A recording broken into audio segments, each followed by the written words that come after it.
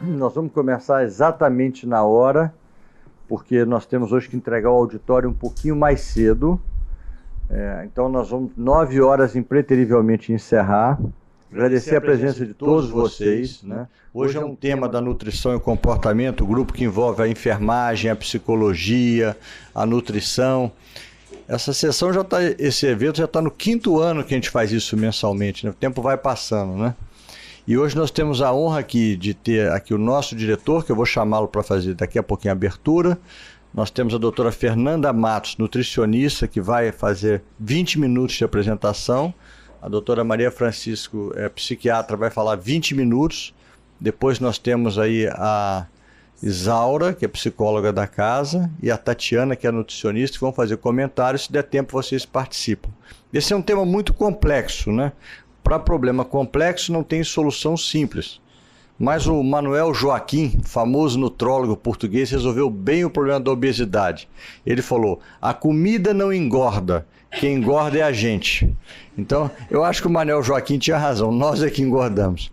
Sem muita delonga, eu vou chamar aqui o doutor Siciliano para dar uma boas-vindas em nome do hospital, depois ele chama a Fernanda. Siciliano, obrigado. Bom dia a todos.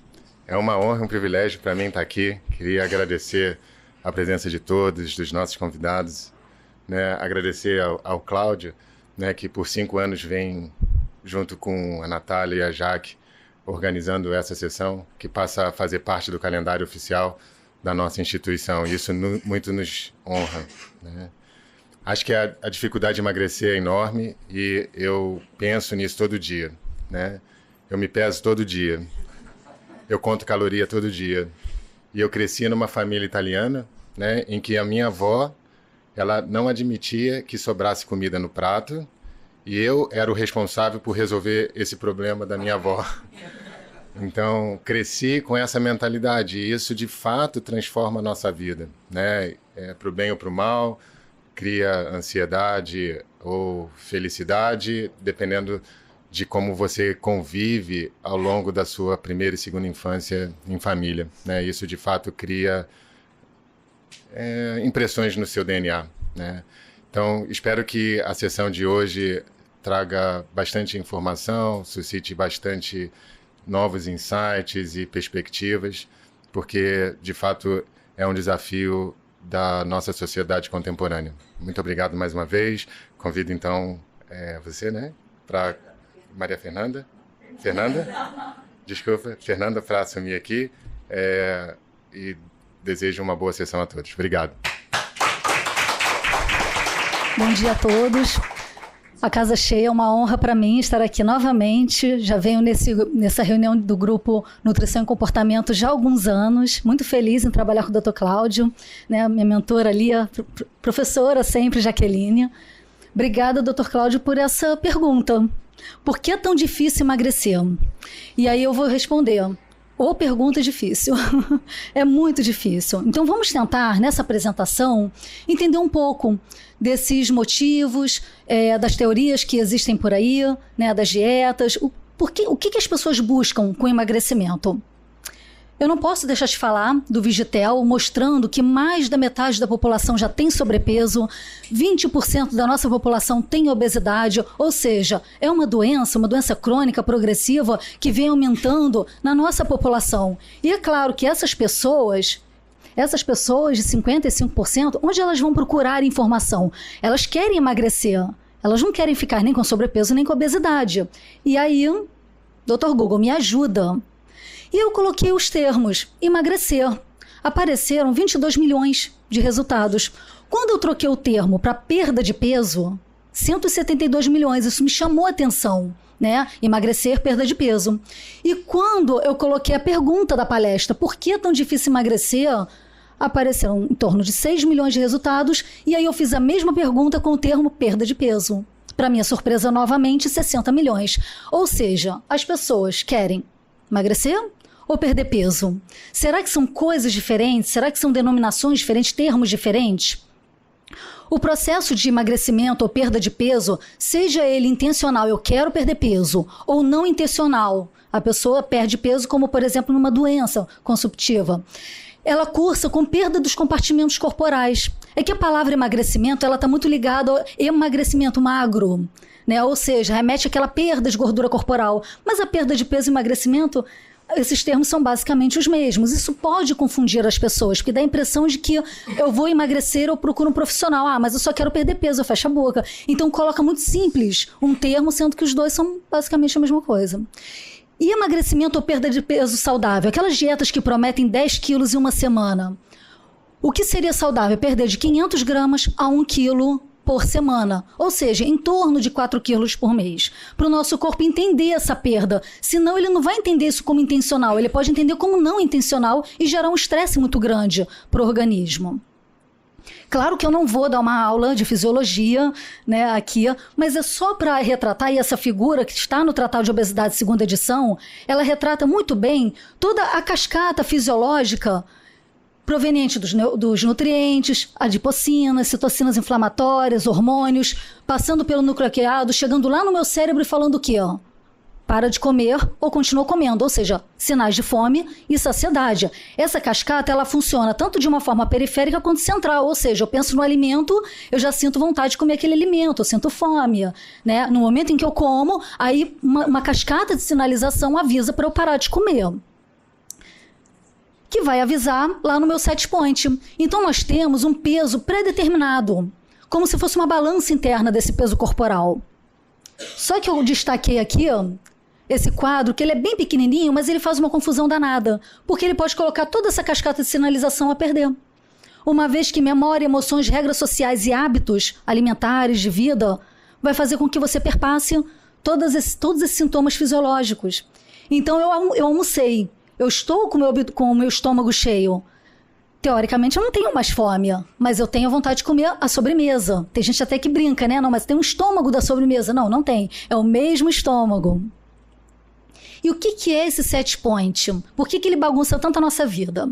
A teoria do set point, na verdade, ele é bom pra gente, ele é defesa do organismo. Ele tem um peso pré-determinado como método de biopreservação. Imagina se nós ficássemos mudando de peso o tempo inteiro. Eu sei que eu consigo, por exemplo, passar por aqui, e eu sei que por aqui eu vou passar com mais cuidado. Então, eu sei qual é o meu tamanho corporal. Isso me dá dimensão espacial, equilíbrio, de que peso eu projeto para frente, para trás. Então, por isso que a gente tem um peso pré-determinado. E ele também funciona contra situações de inanição. Se eu começo a passar fome, o meu corpo começa a se adaptar para aquela situação. Então ele começa a sinalizar que alguma coisa está errado. E aí ele faz a parada da perda de peso, começa a consumir os meus estoques energéticos até ele chegar em estoques que seriam vitais, como proteínas, por exemplo. A teoria do set point é o seguinte: eu tenho um peso, suponhamos que aquele primeiro bonequinho ele é eutrófico. E aí eu quero perder peso, perdi lá meus 5 quilos. Mas aconteceu alguma coisa e eu ganhei peso novamente. Notem que o novo set point, ele é um pouco mais elevado do que o meu primeiro set point. Então a pessoa que já tinha obesidade, ela passa a ter agora um sobrepeso.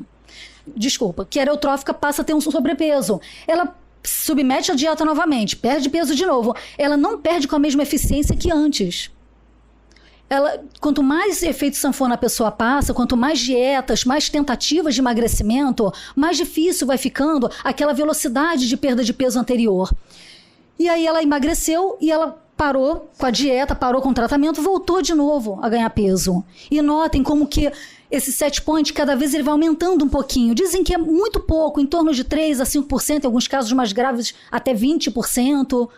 Mas, no geral, é imperceptível. Você vai ganhando peso e não percebe. E quando você vê, você chega num grau de obesidade. Então, uma pessoa que tinha um sobrepeso, ela acaba chegando num grau 12 ou até mesmo um grau 3. Ainda na teoria do set point, o indivíduo que é submetido a uma dieta muito restritiva, ele cursa com diversas alterações hormonais, sensações de fome, sensações de saciedade. Parece que o indivíduo, quando ele entra em dieta, ele não para de pensar em comida, né? Estava aqui falando, todo dia eu penso em calorias. Sim, eu acho que a grande maioria das pessoas pensam, né, no que está comendo. Quando não pensam, depois se arrependem por não ter pensado. Então, isso tudo eu vou deixar para minha amiga Maria Francisca. Mas é só para demonstrar que ocorrem alterações a nível fisiológico, que vai fazer com que o meu corpo, aquela homeostase, né, para poder manter o meu peso estável, ele faz com que você volte o peso anterior, e em torno de 80% dessas pessoas reganham peso após 5 anos. Tem recidiva desse peso. E aí, o que elas fazem? Novamente, se submete à dieta e fica nesse efeito sanfona uma vida inteira. Efeito sanfona leva à obesidade? Será que é só isso que é o problema da obesidade? Segundo esse artigo novinho, não.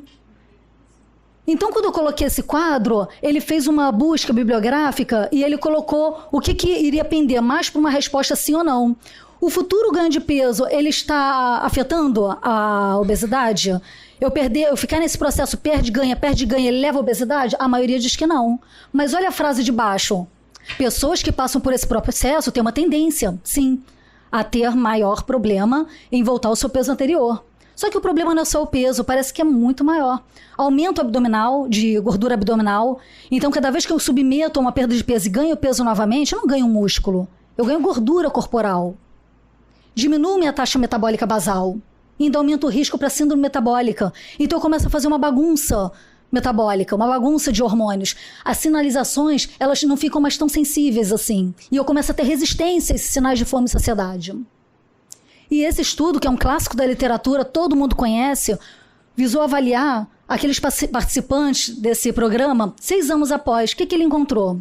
Que a TMB já diminuiu 610 calorias já no final do programa. E 6 anos depois, a maioria dos participantes recuperaram o peso perdido e a taxa metabólica basal, que é aquela quantidade de calorias que eu preciso para sobreviver, ficou 700 calorias mais baixo quando comparado lá no início da competição. Então eles entraram com um metabolismo melhor do que quando saíram. E esse metabolismo permaneceu mais baixo anos após esse programa, essas perdas de peso. O que seria adaptação metabólica? Eu trouxe aqui 3 exames de calorimetria indireta que eu faço no meu consultório, porque eu trabalho com grandes obesos, então eu preciso entender um pouco. Algumas pessoas não têm tanta obesidade assim, tem sobrepeso.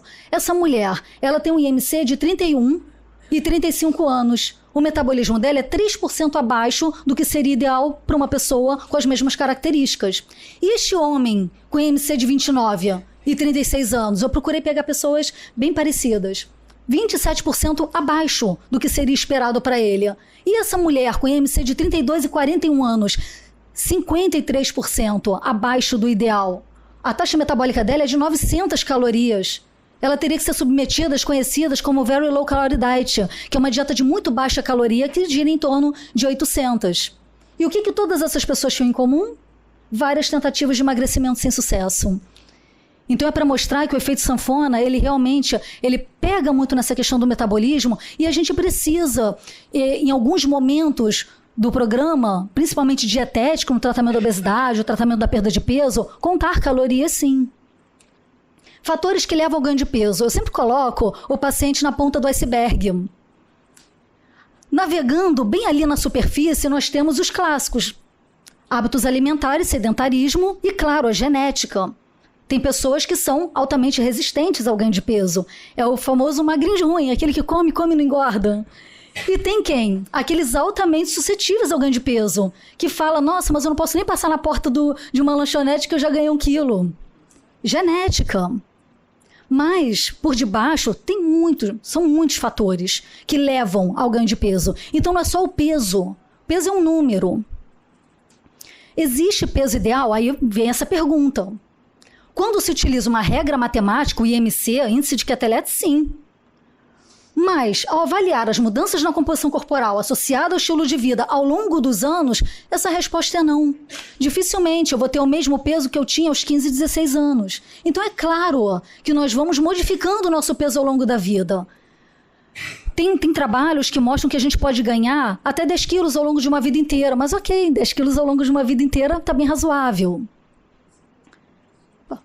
Peso ideal. O que seria esse peso ideal? O paciente ele busca o peso ideal, ele tem a expectativa dele alinhada com essas metas reais. Se tiver sucesso no tratamento, qualidade de vida, independentemente do peso.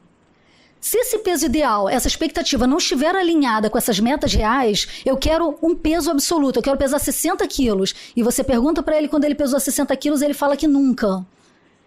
Isso é praticamente uma meta mais difícil de ser alcançada. Não digo que é impossível, porque em ciência 2 e 2 não dão 4, né? Dá 5, dá 3. Gera frustração, insucesso no tratamento, ele continua pela busca daquele peso ideal, aquele número. Ele se submete a ciclos de dietas e tratamentos para perda de peso de forma interminável. Vamos definir o que é peso ideal? Na percepção popular, a velocidade e a quantidade de perda de peso geralmente está atrelada ao sucesso. Então, qual foi a dieta que mais funcionou? Ah, foi uma dieta tal. Ué, mas por que você engordou de novo? Ah, porque depois eu abandonei. Então, foi a dieta ou foi o abandono do tratamento? Deve-se medir esse sucesso pela condição de se atingir e manter a perda de peso clinicamente significativa. Se ele perdeu 30 quilos, ganhou 10, ele tem 20 ainda no lucro. Então é importante pensar nisso. Outros fatores a serem pensados, aqueles que irão definir o peso corporal de um indivíduo. Composição corporal, se ele tem mais percentual de gordura ou menos, mais massa magra ou menos massa magra. História do peso, eu fui gordinho a vida inteira, eu fiquei gordinho depois de adulto. Uso de medicamentos, a gente sabe que alguns medicamentos podem levar ao ganho de peso. Efeito platô, idade, genética, entre muitos outros que foram citados anteriormente. Perdas ponderais satisfatórias corroboram em torno de 5 a 10% e já cursam com melhoras metabólicas. Estipular uma faixa de peso ideal associada a um peso alerta. Então, falar para o indivíduo que ele vai navegar numa faixa, por exemplo, entre 70 e 75 quilos, e quando ele atingir os 75 seria um peso alerta. Por isso que é importante se pesar com frequência. E eu gosto muito dessa figura, porque essa figura é o seguinte, quanto mais a pessoa perde de peso, é como se fosse uma mola tensionada. Mais essa mola vai ficar esticada e mais força será o corpo de voltar para a sua estaca zero. Então, muito cuidado, porque o efeito set point, ele faz isso, aquela teoria do set point que eu expliquei. Quantos tipos de dietas existem para emagrecer? Se eu fizer um leilão aqui, eu vou falar 3, 10, 20... 50. Esse site, ele é maravilhoso. Ele reuniu informações por meio de artigos científicos, por meio de relatos, de todas essas dietas, colocando vantagens e desvantagens. Vale muito a pena acessar esse artigo, esse site.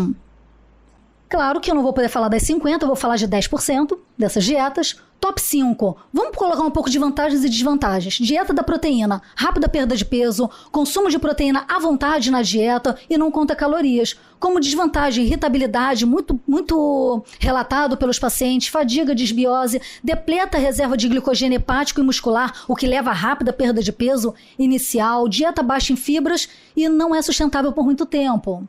Dieta cetogênica, mesmo princípio, pensamento.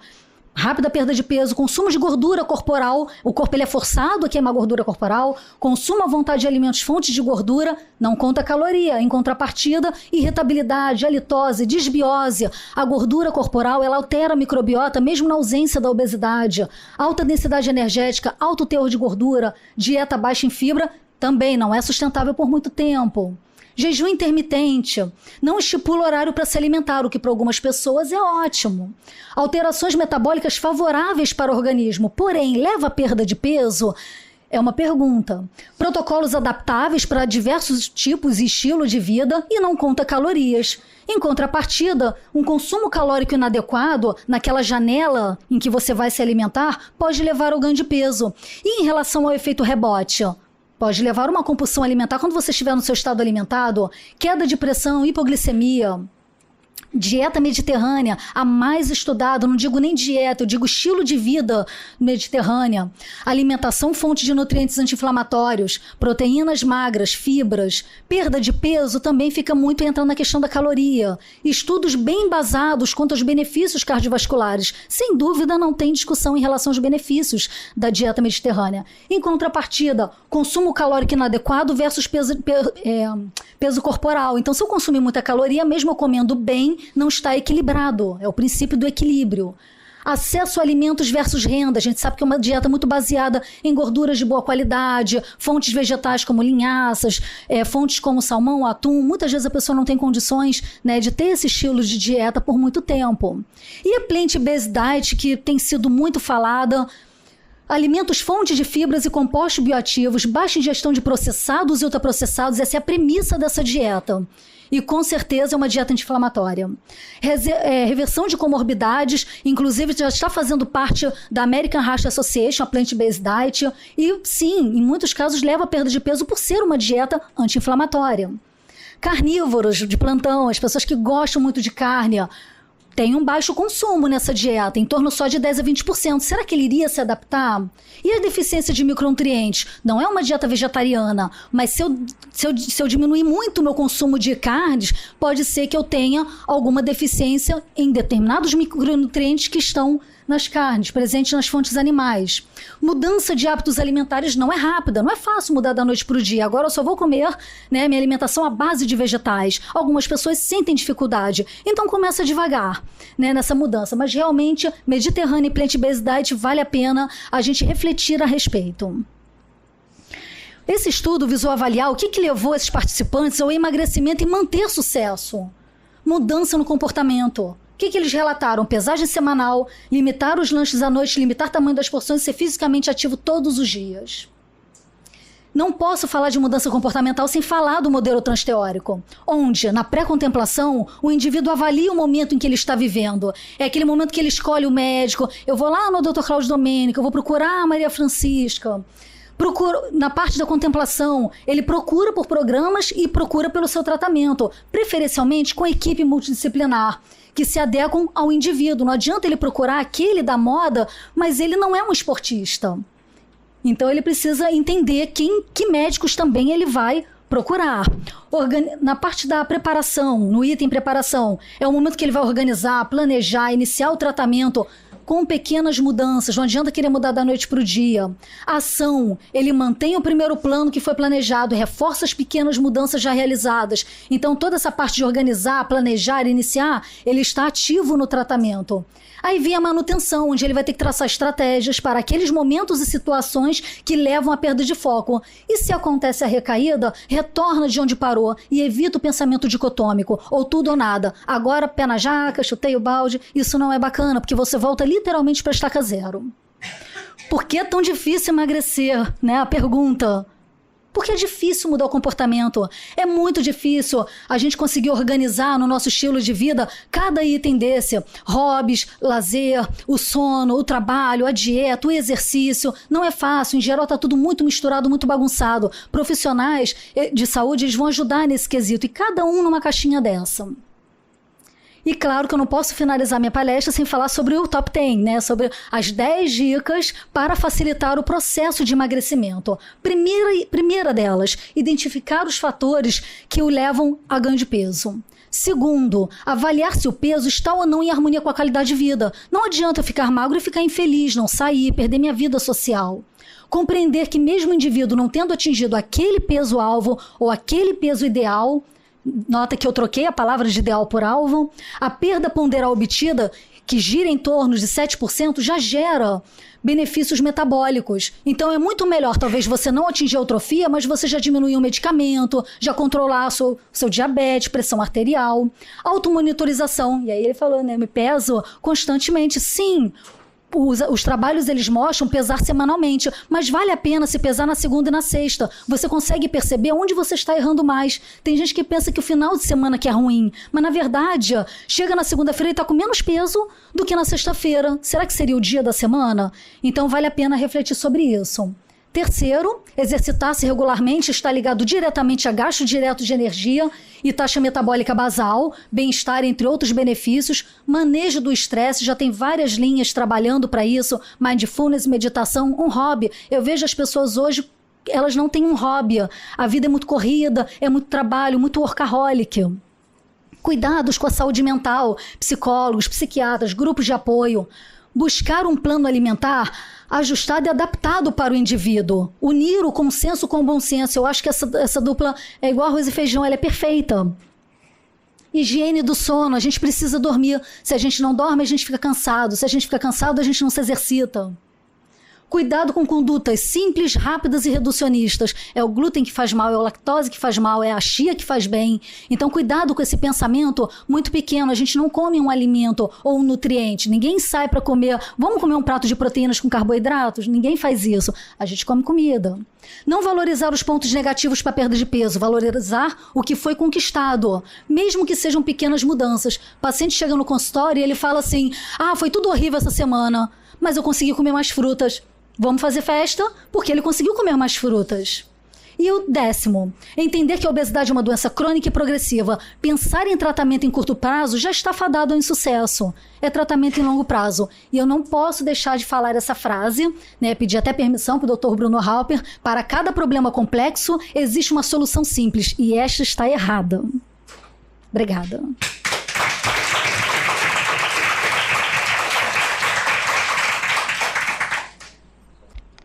Bom dia a todos, né? Obrigada ao Dr. Cláudio pelo convite. Meu nome é Maria Francisca, eu sou psiquiatra. Enfim, eu acho que falar depois da Fernanda é um alívio e também um desafio, mas vamos lá, né? Então, tentando responder ao desafio que o Dr. Cláudio colocou, por que é tão difícil emagrecer? Eu acredito que alguns vieram aqui por questões particulares, né? Porque todo mundo sabe a luta diária que se é para manter o peso, a conta não fecha para ninguém. Então, né, todos nós que fazermos nosso exercício, fechar nossa boca. Se quando a gente faz essa pergunta, vem simplesmente essa imagem na mente, eu acho que assim, a minha fala agora, enfim, é no sentido... A Fernanda já avançou muito, né? Já me facilitou a vida aqui, que eu não vou entrar em todo esse meandre de controle periférico, central, questão hormonal. O meu objetivo hoje é a gente pensar que o paciente, a pessoa que tem sobrepeso, obesidade, não é só a questão dela fechar a boca e ela ir fazer exercício, né? A gente tem que desbravar por partes, né? Ela tem uma influência genética que chega a 40%, 60% dos pacientes que cursam, né, das pessoas que cursam com aumento de peso, obesidade, elas podem ter alguma alteração genética que implica, né, nesse ganho de peso. Quando a gente fala de sistema nervoso central, eu achei interessante a gente trazer, né, com relação ao cérebro, essa figura, ela mostra um estudo de neuroimagem, né, que capta, por exemplo, como que está o funcionamento lá dentro do nosso cérebro mediante estímulos externos. E aqui é um estudo da Nora Volkow, que é uma psiquiatra, enfim, que ela tem um estudo de neuroimagem, enfim, é uma pessoa que tem publicações fantásticas nessa relação de estudo da função cerebral mediante estímulos. Aqui ela tem o estímulo de uma pessoa que está pelo estímulo neutro, ou seja, você mostra uma figura de uma cadeira e depois você mostra uma figura de um doce, de um hambúrguer. E aí a diferença de áreas de ativação em pessoas que têm obesidade. Então, colocando que não é só uma questão de externa, de ambiente ou de marcador genético. O cérebro das pessoas que cursam com maior facilidade para ganhar peso, às vezes eles respondem de forma diferente àquele estímulo. Então, ali eu mostro um gradiente de resposta. Então, a gente tem uma questão de mudança em nível de sistema de recompensa, que é uma área do nosso cérebro. Outro ponto importante, o sistema periférico, né? Que a Fernanda abordou, enfim, essa questão de hormônios que a gente tem do nosso intestino, do estômago, eles também repercutem dentro do nosso cérebro, modulando essas sensações de fome, saciedade. A gente tem um ambiente, né? Essa questão de cada vez mais a gente vive num ambiente que nos convida a ficar sedentários, a chamar a comida pelo aplicativo, a chamar, enfim, nosso deslocamento pelo aplicativo, tudo. Nosso trabalho é sentar, né? Na maioria das vezes não tem uma atividade física. Então, essas facilidades, elas nos convidam a um sedentarismo que às vezes a gente tem que nos questionar. Não, então eu vou subir aquela escada aqui, eu pus uma figura de uma escada, né? Você sempre sobe pela escada rolante. Será que tomar a decisão de subir pela escada não é um passo de mudar, ou você subir o seu prédio, né? Se você mora num andar viável ou no hospital, enfim. São coisas do dia a dia que, às vezes, medidas simples podem impactar no nosso gasto energético diário. E, lógico, o ambiente, que é, né, o ambiente nosso as comidas, quando a gente fala o termo hiperpalatável, que são essas comidas que agradam muito o nosso cérebro.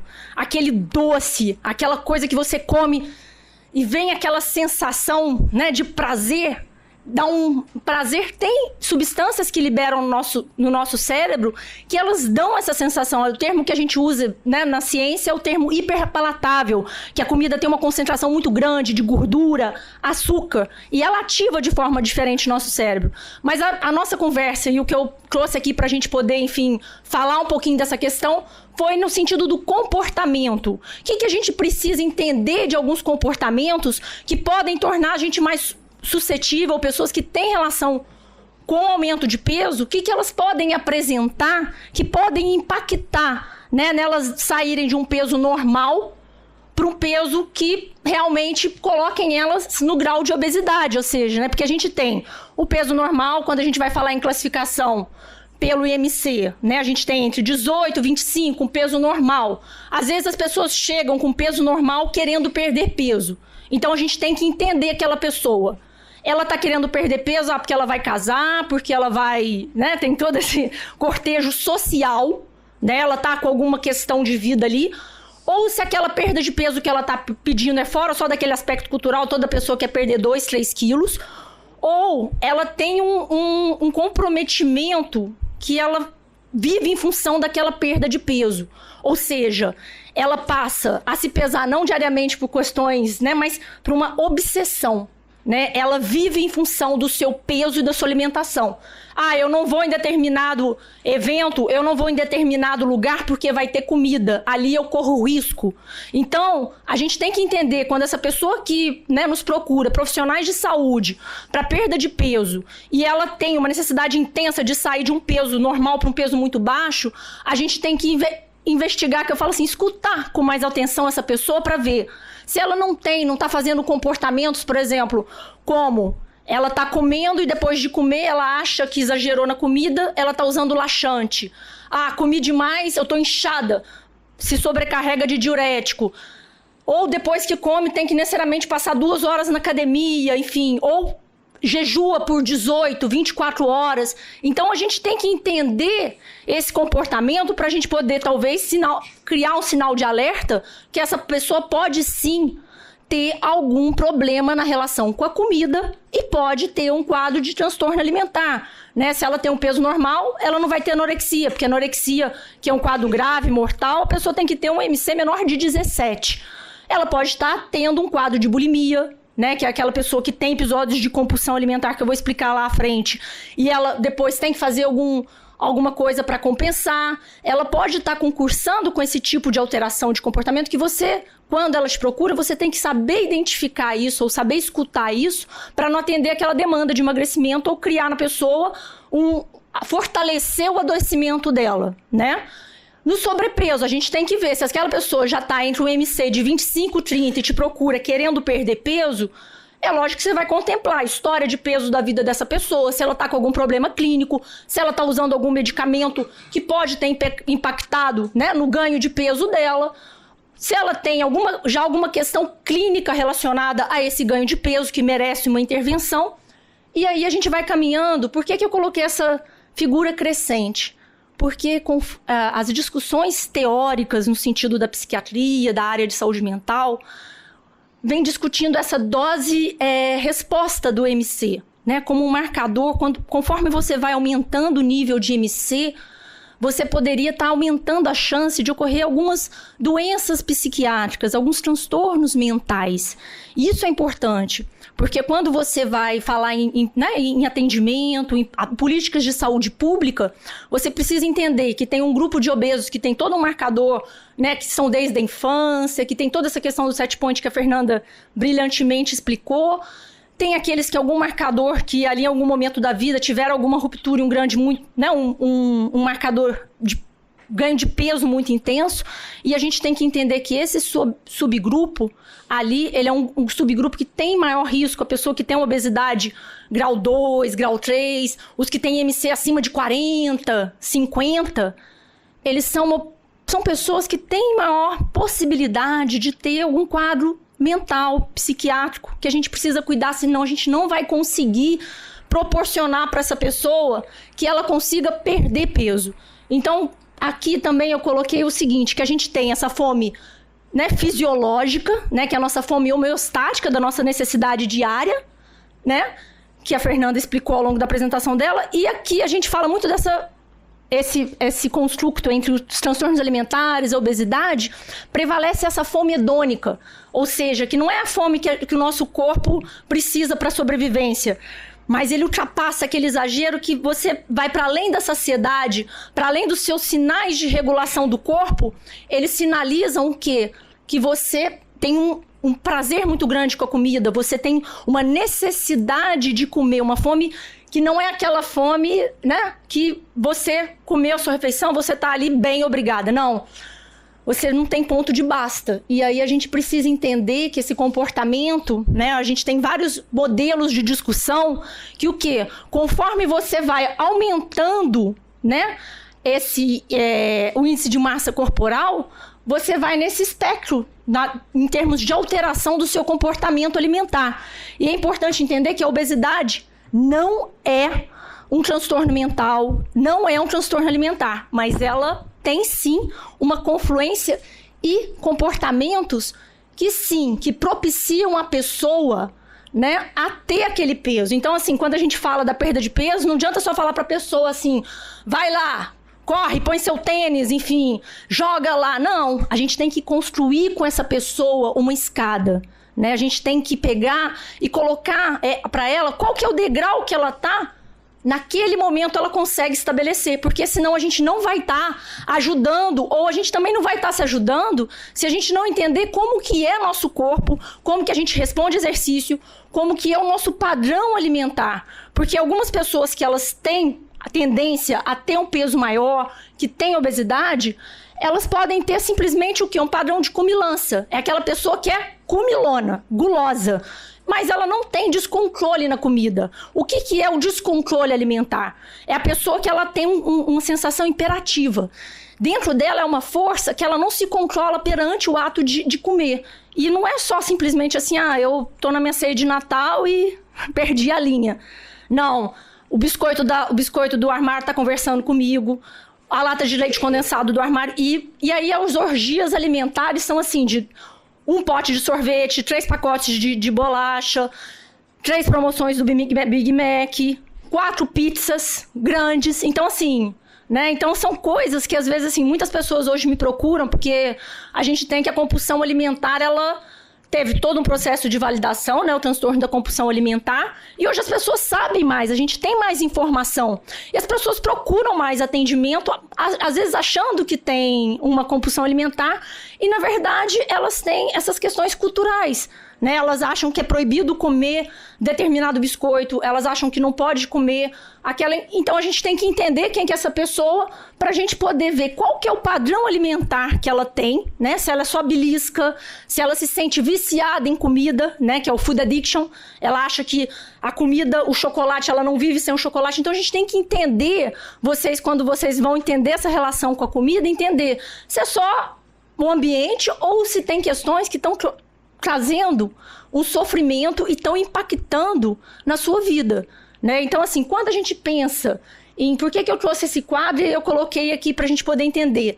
Quando a gente vai avaliar os diagnósticos psiquiátricos na população normal, na população obesa que não procura tratamento, na população candidata à cirurgia bariátrica, você vai observando o quê? Um aumento da prevalência.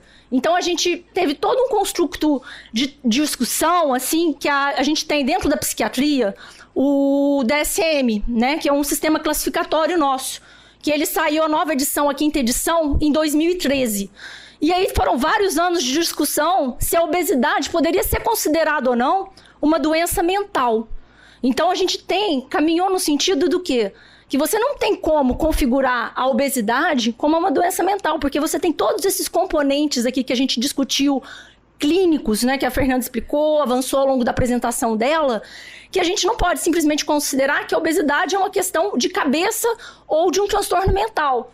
Mas, aí, enfim, aqui eu coloco todas essas teorias, enfim, que foram sendo discutidas para o DSM, para colocar que não.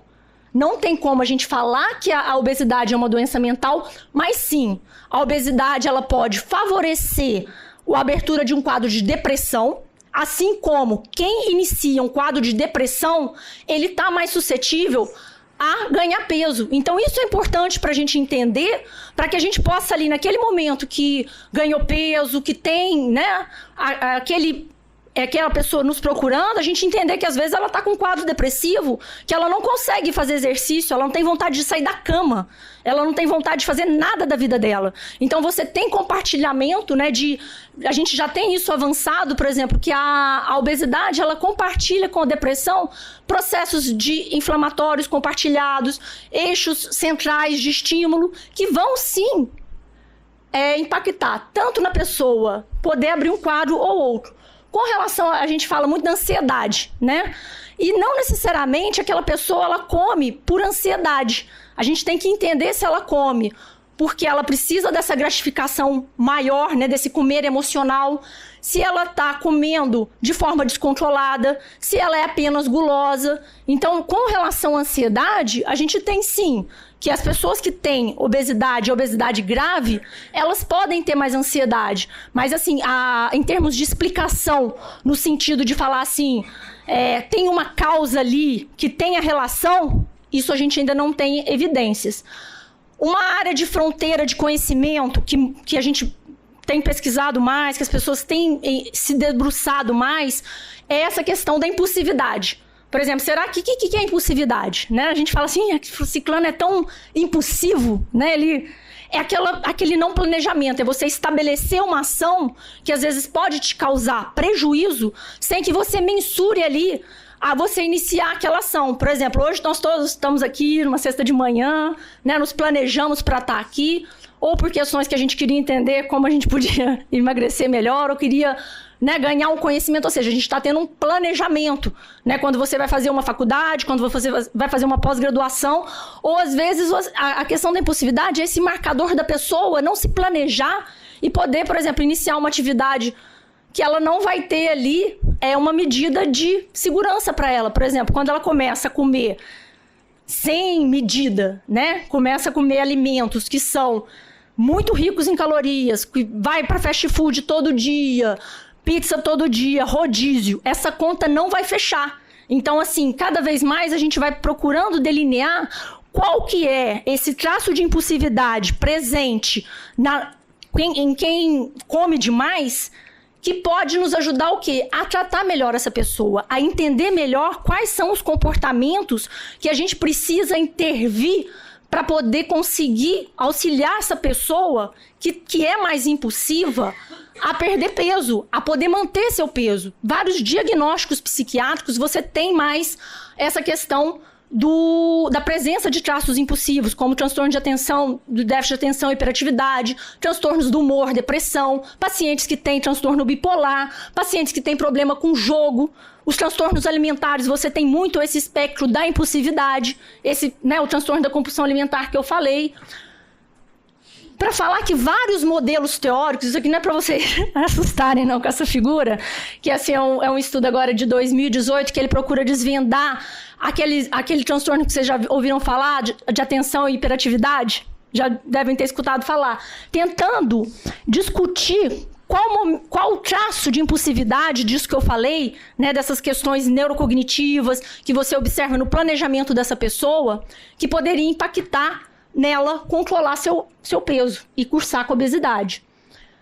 E aí a gente entender a questão assim, esse estudo eu achei interessante, que eu trouxe só para a gente poder marcar que aqui o nível de educacional da pessoa impactou nela ter mais obesidade e ter transtorno da compulsão alimentar.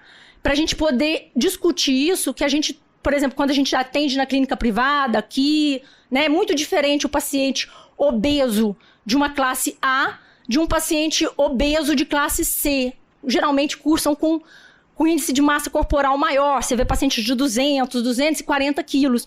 Então, para a gente entender que quando a gente vai avaliar uma pessoa que tem um peso muito acima do normal, a gente precisa, do padrão, a gente precisa entender qual comportamento está ali, fazer uma avaliação correta, para poder ver se ela precisa de uma estratégia nutricional, uma estratégia de mudança de vida, ou se ela tem um diagnóstico que vai prejudicar ela a manter peso.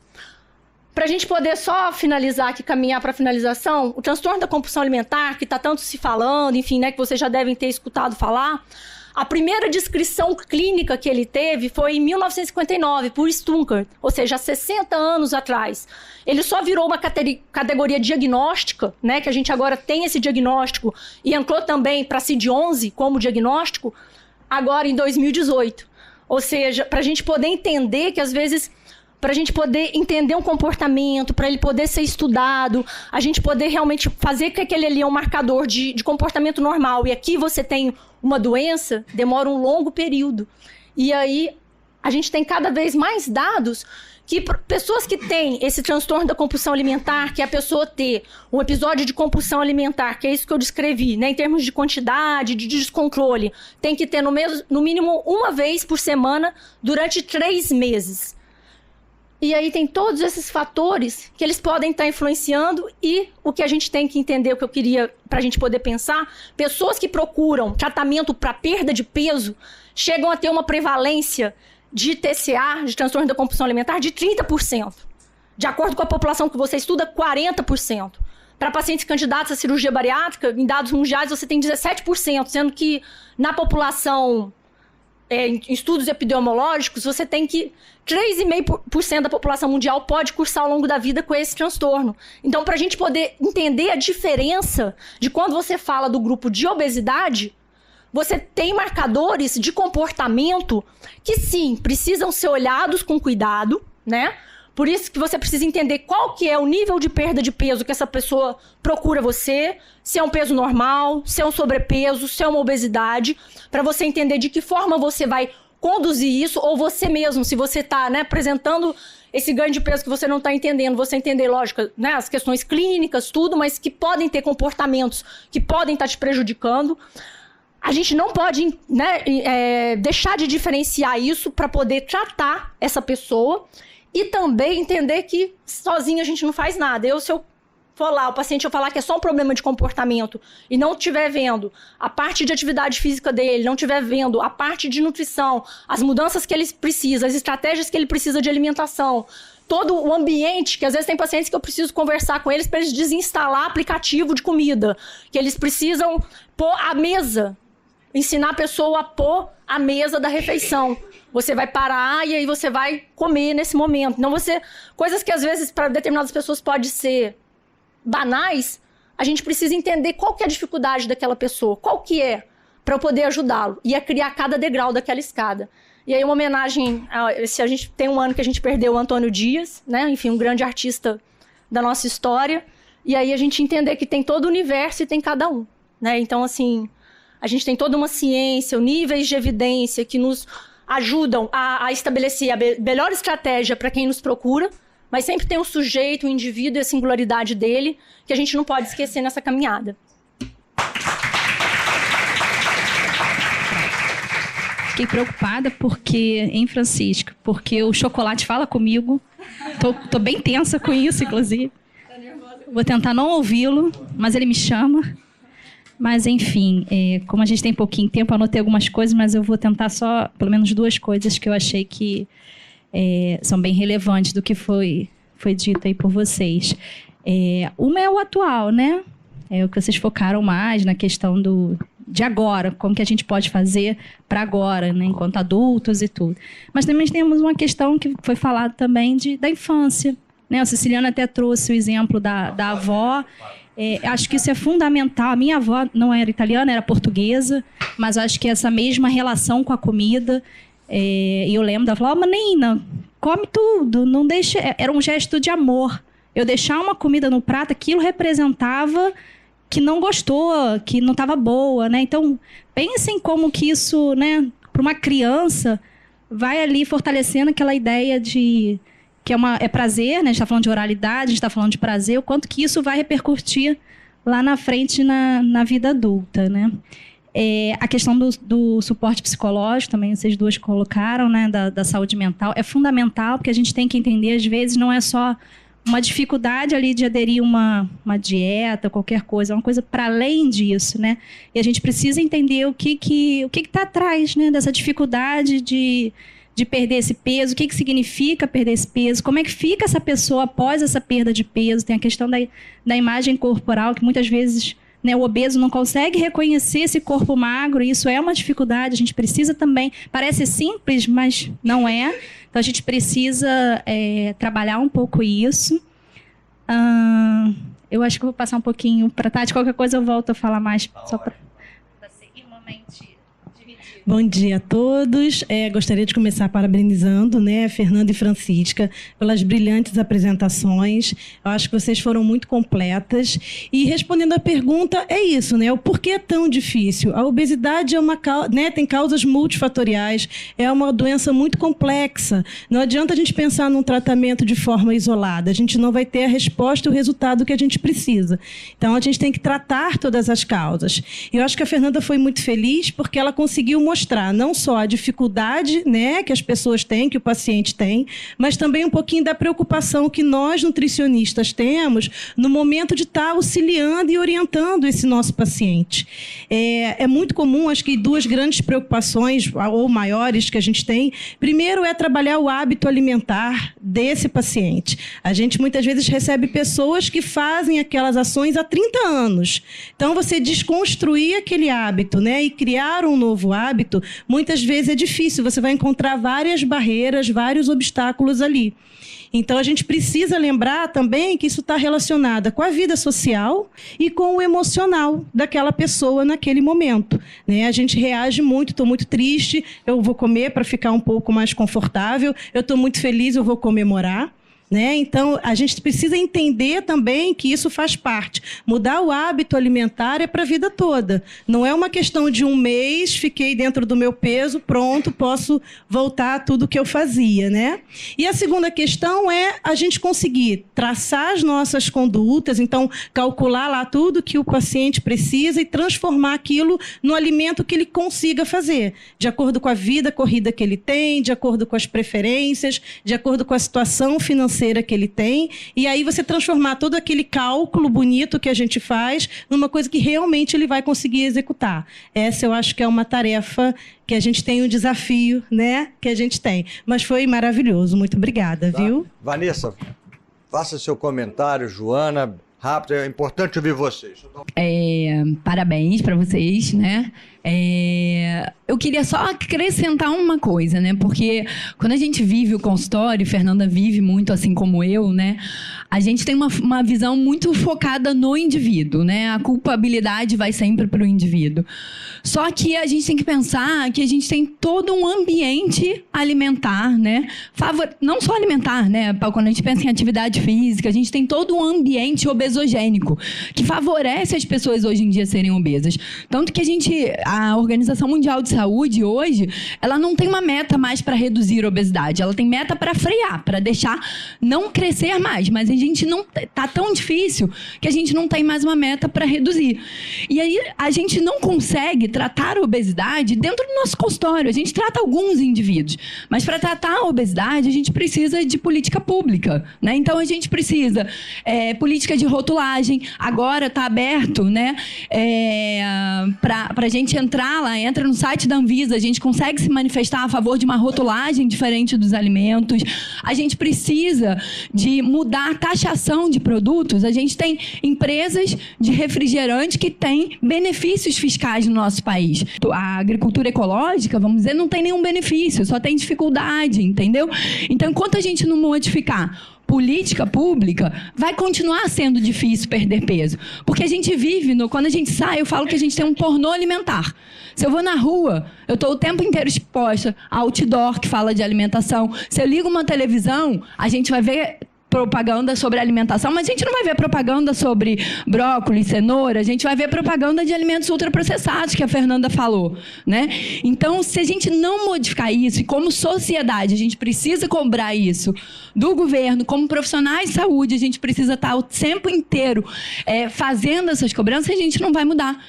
Então, o documento que foi publicado no Lancet agora esse ano, ele fala muito disso, né? Tá tudo interligado. Obesidade com a sustentabilidade, com a forma de produção.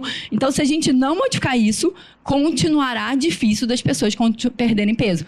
E a gente joga a culpa toda para o indivíduo só, né? Então, vê-se geral.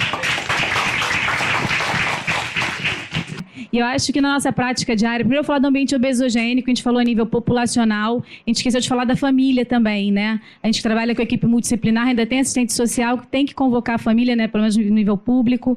E não adianta o indivíduo estar de dieta e a família está pedindo hambúrguer, pizza, né? Então é uma proposta familiar, que você tem que convocar a família, principalmente se for uma proposta de cirurgia bariátrica, é uma mudança para sempre. Então acho que é importante trazer a família para essa discussão também.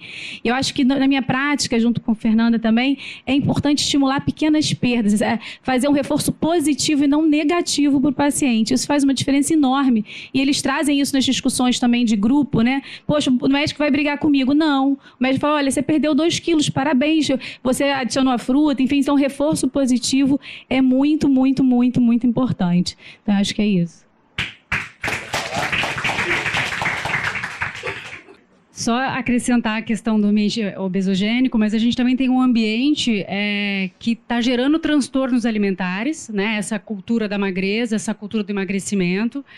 E isso faz com que as pessoas entrem nos ciclos das dietas malucas e gerem esse reganho de peso, até a pessoa chegar à obesidade. Então, acho que além do ambiente obesogênico, tem esse outro lado, né? Que as pessoas que entram no Instagram, eu recebo pacientes do meu consultório que ficam me mandando, posso fazer essa receita sem trigo, posso fazer essa receita sem glúten, posso fazer seguindo blogueiros que não são, né, profissionais de saúde, né, não são especialistas, e isso, vocês sabem, que gera um impacto muito negativo na cabeça do indivíduo e ele acaba ganhando peso, né, por essa busca incessante do corpo perfeito que não existe, né. Eu estava até comentando agora com a Caroline também sobre a questão da gente trabalhar metas com o paciente, né? Porque muitas das vezes ele já quer transformar a vida e a alimentação da noite para o dia. Não, a partir de amanhã, então, eu vou incluir, sei lá, um tipo de semente que não é nem do hábito dele. E às vezes ele esquece que você pode melhorar a alimentação, sim, colocando mais uma porção de fruta no dia. Você pode tentar colocar a atividade física como meta. Então, começar por pequenas ações para ter um emagrecimento também mais duradouro, né? Acho que isso é importante. Antes da sessão inicial, eu já tinha chamado a atenção. Nutrição e comportamento é o foco dessa atividade periódica que Cláudio, Natália e Jaqueline tão bem organizam. E hoje, o aspecto da obesidade e a dificuldade de se lidar com o ganho progressivo de peso, enfim, e sobretudo com a perda de peso.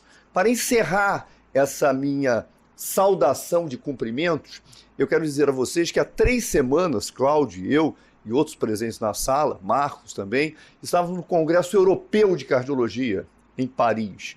E o grande mote do congresso foi a redução até 2030 em 30% do adoecimento e da mortalidade por doenças cardiovasculares no planeta. Ou seja, uma década com esse grande desafio universal. E a principal intervenção da Sociedade Europeia de Cardiologia, associada à World Heart Federation, Associação Mundial do Coração, é exatamente no paciente metabólico. O paciente diabético, o paciente que apresenta um quadro de hiperlipidemia, os pacientes com dislipidemia, o paciente com obesidade, e este paciente metabólico tem gerado um conhecimento muito sólido em cardiometabolismo. E a aterosclerose, que é a principal doença crônico-degenerativa do aparelho cardiovascular, ela tem como base essas alterações metabólicas. Então, o tema da sessão de hoje, que não é somente uma sessão para profissionais de saúde, mas para a população, ele está absolutamente inserido no conhecimento contemporâneo e nas intervenções das sociedades internacionais de cardiologia para que o adoecimento e a mortalidade pela doença cardiovascular possa reduzir em todo o planeta.